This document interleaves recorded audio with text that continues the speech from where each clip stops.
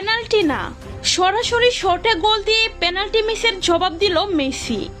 ম্যাচের ৩৯ মিনিটে গোলের সামনে দুর্দান্ত একটি পাস পান আর্জেন্টাইন অধিনায়ক মেসি।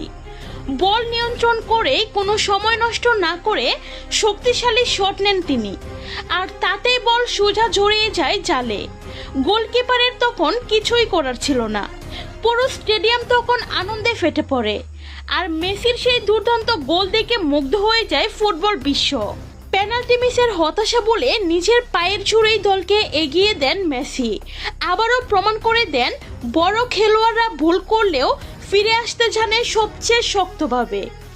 ম্যাচের শুরুতে আর্জেন্টিনা একের পর এক আক্রমণ চালাতে থাকে, আর মাত্র ৮ মিনিটেই পেনাল্টি পায় দলটি। শট নিতে আসে মেসি, কিন্তু অবিশ্বাস্যভাবে পেনাল্টি মিস হয়ে যায়, আর মুহূর্তেই হতাশ হয়ে পড়ে আর্জেন্টিনার সমর্থকরা। তবে মেসি তো মেসি, একটি সুযোগ মিস করলেও থেমে থাকার মানুষ নন তিনি।